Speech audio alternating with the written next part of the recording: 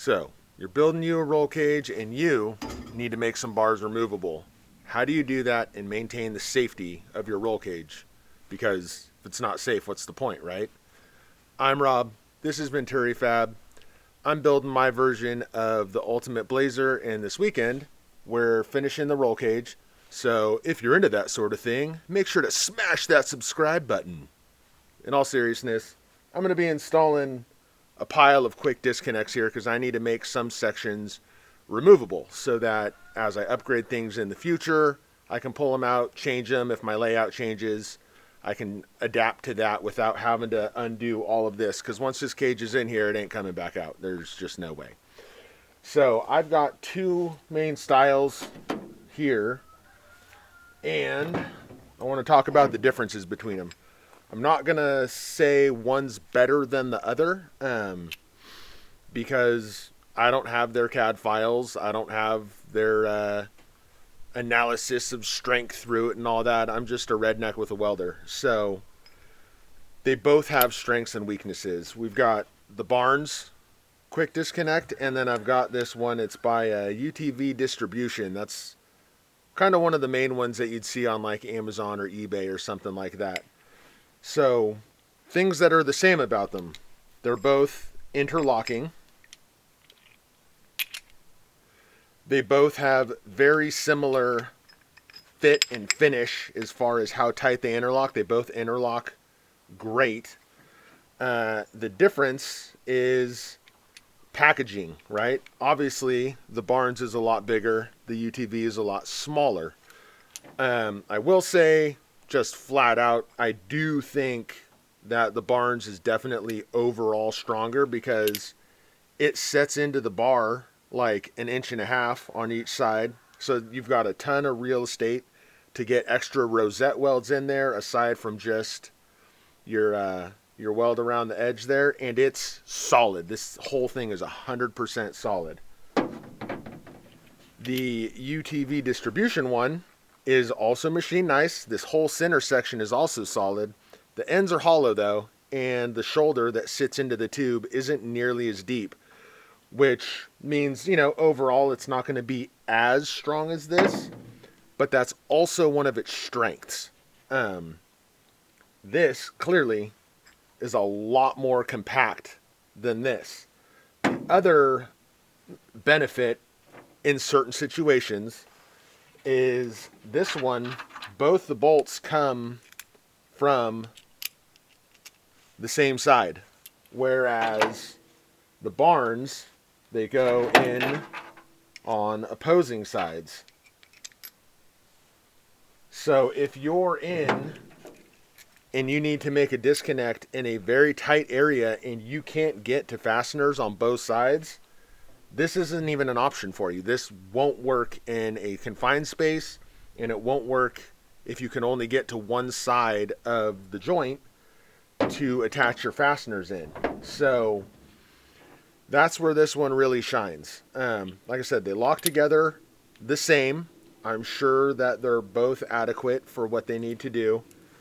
And, like if you're mounting it where you have to put it against a flat surface, I can get in here and I can still disconnect this one.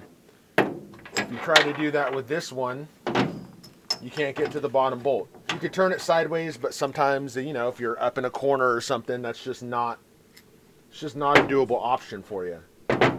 The other difference, obviously, with this joint being a lot smaller, the hardware is a lot smaller. We're like 5/16 versus 3/8. So it's, a step down size-wise. And the other thing, clearly, just part of being in a confined package, your bolt spacing is a lot closer on this one. There's not as much meat in between the threads.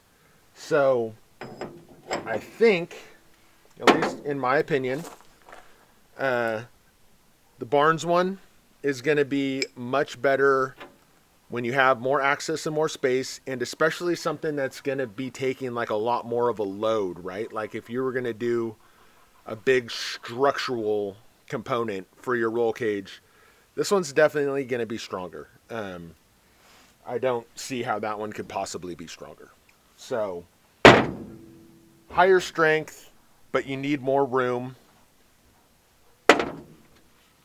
Seemingly lower strength, although I'm sure this is still plenty strong. So don't take the high strength, low strength like I'm saying this is weak. This is not weak. It's just not as beefy as that, right?